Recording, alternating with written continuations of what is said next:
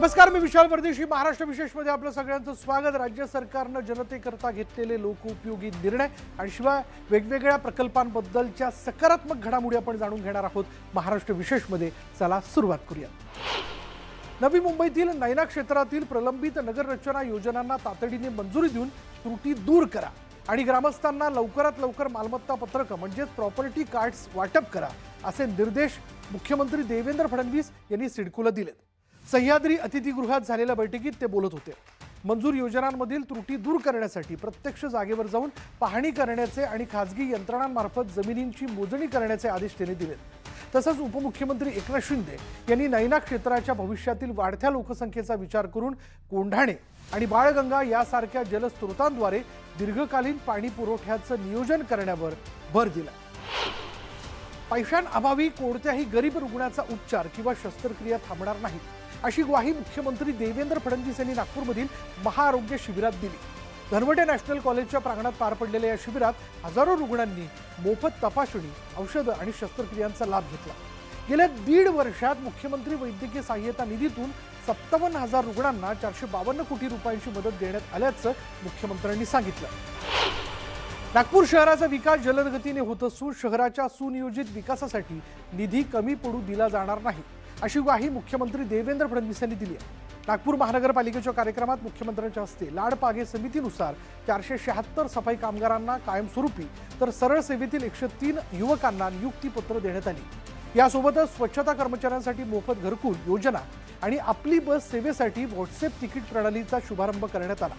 नागपूरला जागतिक दर्जाचं शहर बनवण्यासाठी स्वच्छता, पायाभूत सुविधा आणि तरुणांच्या कौशल्य विकासाला प्राधान्य देण्याचं केंद्रीय मंत्री नितीन गडकरी यांनी अध्यक्षीय भाषणात स्पष्ट केलं. पुण्यातील गंभीर वाहतूक कोंडीवर मात करण्यासाठी उच्च क्षमता उन्नत मार्ग, अंतर्गत रिंग रोड आणि बोगद्यांचे जाळे हे 3 महत्वाकांक्षी प्रकल्प राबवले जाणार आहेत. सह्याद्री अतिथीगृहात झालेल्या उच्चस्तरीय बैठकीत मुख्यमंत्री देवेंद्र फडणवीस यांनी या प्रकल्पांना गती देण्याचे निर्देश दिले. या बैठकीला उपमुख्यमंत्री एकनाथ शिंदे, उपमुख्यमंत्री सुनेत्रा अजित पवार आणि इतर मान्यवर उपस्थित होते. 43.60 किलोमीटरचा उन्नत मार्ग 2028 पर्यंत पूर्ण करण्याचं लक्ष्य असून यामुळे शहरातील 25 ते 30% वाहतूक कमी होईल. समुद्रात मासेमारीला जाणाऱ्या कोळी बांधवांच्या सुरक्षेसाठी राज्य सरकारने एक मोठा आणि चांगला निर्णय घेतला. मुख्यमंत्री मत्स्य संपदा योजनेअंतर्गत आता खोल समुद्रात जाणाऱ्या मच्छीमारांना सॅटेलाइट फोन दिले जात आहेत. मंत्रालयात झालेल्या एका कार्यक्रमात मुख्यमंत्री देवेंद्र फडणवीस यांच्या हस्ते 5 मच्छीमारांना प्रातिनिधिक स्वरूपात हे सॅटेलाइट फोन वाटण्यात आले. मत्स्य व्यवसाय मंत्री नितेश राणे यांनी सांगितलं की समुद्रात मोबाईल नेटवर्क नसताना वादळ, हवामानातील बदल किंवा आपत्कालीन स्थितीत मदत मिळवण्यासाठी हे सॅटेलाइट फोन अत्यंत उपयुक्त ठरतील.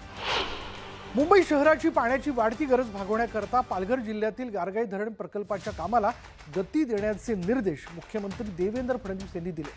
सह्याद्री अतिथीगृहावर झालेल्या बैठकीत हा प्रकल्प मे 2029 पर्यंत पूर्ण करण्याचं उद्दिष्ट ठेवण्यात आलेलं आहे. या बैठकीत उपमुख्यमंत्री एकनाथ शिंदे आणि मंत्री गणेश नाईक उपस्थित होते. सुमारे 3,000 कोटींच्या या महत्वाकांक्षी प्रकल्पामुळे मुंबईच्या पाणी पुरवठ्यात मोठी वाढ होणार आहे. प्रकल्पामुळे बाधित होणाऱ्या गावांचं पुनर्वसन, पर्यावरणीय परवानग्या आणि वनजमिनीच्या बदल्यात पर्यायी जमिनीचं वाटप या प्रक्रियेला गती दिली जाते. नागपुरात प्रस्तावित असलेल्या देशपातळीवरील सर्वोत्तम कौशल्य विकास विद्यापीठाच्या जागेचा निर्णय 1 महिन्यात घेतला जाईल, अशी घोषणा मुख्यमंत्री देवेंद्र फडणवीस यांनी केली आहे. पारडी परिसरात मनपा, टाटा स्ट्राईफ आणि इतर संस्थांच्या संयुक्त विद्यमाने उभारण्यात आलेल्या नागपूर स्किल सेंटरच्या उद्घाटन प्रसंगी ते बोलत होते. या केंद्रात दरवर्षी 2,000 युवकांना मोफत रोजगाराभिमुख प्रशिक्षण दिलं जाणार आहे. ठाणे आणि पालघर जिल्ह्यातील नागरिकांना अत्याधुनिक वैद्यकीय सुविधा मिळाव्यात यासाठी 900 खाटांच्या ठाणे जिल्हा सामान्य रुग्णालयाचं काम फास्ट ट्रॅक पद्धतीने पूर्ण करण्याचे निर्देश उपमुख्यमंत्री एकनाथ शिंदे यांनी दिले. मंत्रालयात झालेल्या आढावा बैठकीत रुग्णालयाची इमारत पूर्ण झाली असून वीज जोडणी, आधुनिक यंत्रसामुग्रीची खरेदी आणि 1078 नवीन पदांची भरती तातडीने पूर्ण करण्याचे आदेश त्यांनी अधिकाऱ्यांना दिले.